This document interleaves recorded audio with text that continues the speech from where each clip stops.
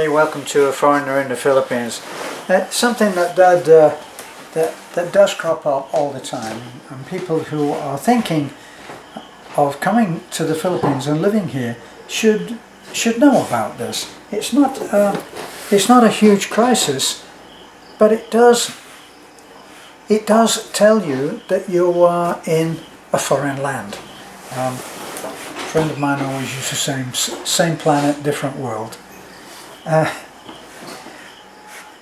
the reason that I say this is because the idea that you don't speak the language, but thinking there's no need to, as I'm guilty of too, is because your wife will probably at least have the apparency. Now, when I say the apparency, I mean it will look like, it will appear that she understands every single thing that you say. And we've had some funny videos on showing how this really isn't the way. Key words are the thing. I mean, that's not just computer speak. Key words definitely are how most Filipinas will understand what you're saying, or nearly understand what you're saying. So, does it end there? No, it's what happens when the misunderstandings occur and you have your reaction to it. Now, my observation, and it's of myself as well, are that foreigners, they live closer to the edge of irritation than does the average Filipino or Filipina, who is so very laid back compared to us foreign devils. We are more likely to have higher expectations, and those higher expectations lead to hopes which are dashed, believe me. So you go along there and you expect that everybody, because it seems that way, and it's easy to be fooled, everybody seems to speak English. But actually it's not happening. Now, it's not just whether someone understands exactly what you're saying or not. It's a way of viewing life. This is the thing. And it's being illustrated all the time, and you can get into a situation where, as I once observed with a friend, why do you keep criticizing everything? And he actually said to me, if you don't criticize, it won't get better. Oh dear, that's a height of arrogance, which I hope that if you're a visitor, you leave at the gate in wherever you're leaving from. Coming over and criticizing everything will not make everything better. It will just make us foreigners seem more like foreign devils. Because the average Filipina actually can't understand why foreigners get annoyed about things. What the heck is, and especially Americans, it's a fact of life that Americans speak louder, and they speak louder than the British. Or you can put it another way, the British don't speak loud enough. And I know that when I first went to America, my daughter, my grown-up daughter, adult daughter, was annoyed with me, was angry with me. We were in the bank and trying to do some kind of business, and she said, "Dad, speak louder." And she was angry with me because I wasn't speaking loud enough. So, these are national characteristics, aren't they?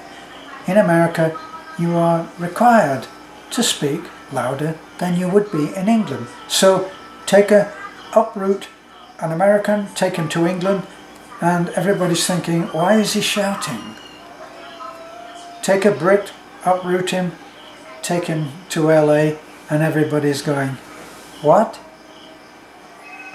And then talking to the daughter and saying, but why doesn't he speak louder? So you can see we all have our national characteristics. But generally speaking, foreigners, when they come here, get annoyed quicker. Now, a lot of this is because the regulation which we fight so much. Speak to any foreigner over here now, it's come, especially in America. I'm saying American because I'm a naturalized American citizen. I went to America over 20 years ago. Well, I spent over 20 years in America, so I know a little bit about what life in America is like from my 20 years. And when I listen to foreigners coming here, especially Americans, they're running away from all of the regulation. Everything became so over-regulated, especially if you meet a small businessman who had a small successful business 20 or 30 years ago and now has been regulated out of business by all of the new rules and regulations. So you talk to them and they've run away from that. Now here's the irony, they then miss the protection that the over-regulation gave them. And a good example, we went to buy some window blinds and we went down to Tubigon. We went in there. Now Beth stayed in the truck. She says, you just get what you think is the right thing to do. And because I've been in charge of the house and the decor and the design and all of that, that was as it should be. So I went in and they didn't have enough blinds, but they did have two that were let me see, they had 4 blinds that I could use. And when I saw the price was 400, I think it was 409 pesos. 409 pesos. I thought that was not too bad a price. So I took the 4 of the same color that they had, got to the cash desk, and when I got to the cash desk, she took the first blind and she rang it up. And it was 509. I said, no, that can't be right, the prices. And I took one of the remaining blinds, found the sticker, and sure enough, 409 pesos. So the sales staff I find are very, very good here, very polite, very helpful, everything. So she picks up the phone at the register and she talks to somebody there. And then when she puts the phone down, she says, sorry sir, it's a price increase. Well, I have a bad taste in my mouth on price increases. I went into what is commonly known as the Chinese shop here. I'm not trying to be current on disliking the Chinese, but he's owned by a Chinese man, so they call it the Chinese shop. I went in there and I bought some rivets, and they were, I don't know, I think about 500 or 600 pesos for a box of rivets. I used those up very quickly, and only a week later I went in and I asked for a box of rivets, and the woman asked someone else, what is the price of this? There's no price on it. And they wanted to charge me 800, which was one hell of an increase. So I said, no, that can't be right. So she called the manager, the Chinaman. I explained to him, not that I had to explain because he knew perfectly well. He saw an American and he put the price up. It was as simple as that. So I said to him, come on, it's only whatever the price was, 600 pesos. I already bought it at 600 pesos. And he looked at me and he had that smile. You know, the I know that you know that I know that he knows that you know. And he said, it went up. So I didn't buy. So here I am in Alturas in Tubigon, and there's a price hike of 100 pesos, which is over 25%. I think that that is too much. It's not like it went up 25 or 50 pesos. It went up 100. So I said no. And then I go into being an ugly foreigner. No, I'm still very polite, keep my temper, keep my voice even. And I say, no miss, it's against the law. Back there it's 409, and then coming here and charging 509 is price gouging, and it's against the law. Actually, I don't know that it is against the law here. But after a load of talking, and then she rang up the first one, and she still rang it up as 509. I said, no, I'm not paying that. I should get those blinds for the price that's marked on the product. It's clearly marked 409. I'm not paying 509.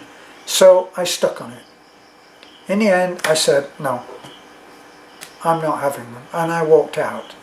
That's in Tubigon, which is just over an hour's drive. About 20 minutes or 25 minutes the other way from our house, the road that we hit, the main road, is Talibon. So Beth says, why don't we just drive straight to Talibon?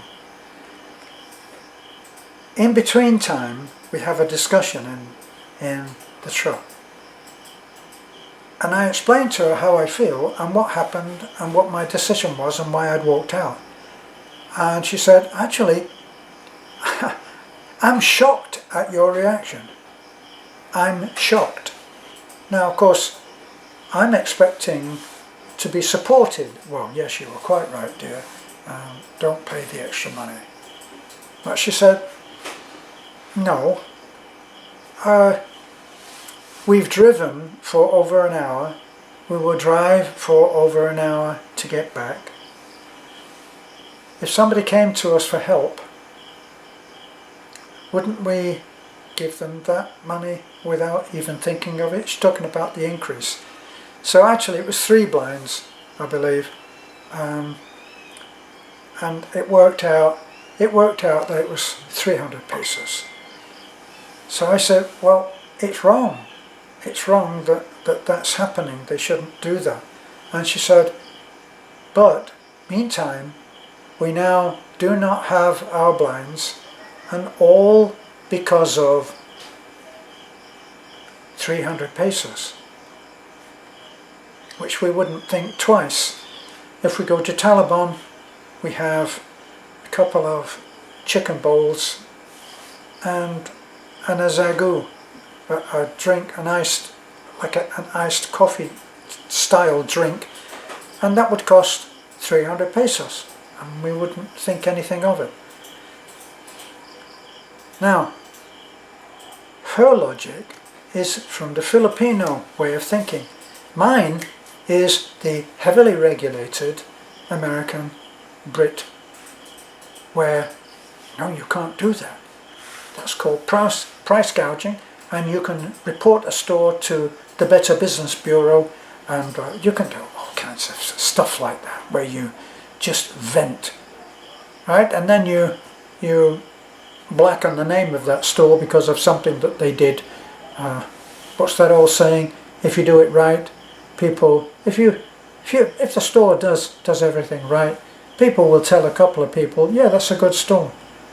If they do it wrong, they'll tell everybody.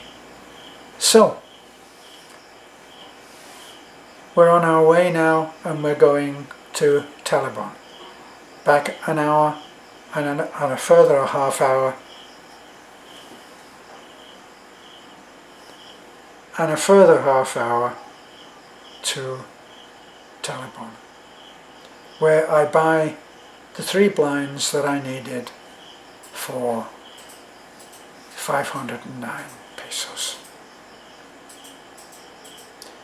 My battery is now flat, as many people have said before. So thanks for watching. I'll end off here, and bye for now.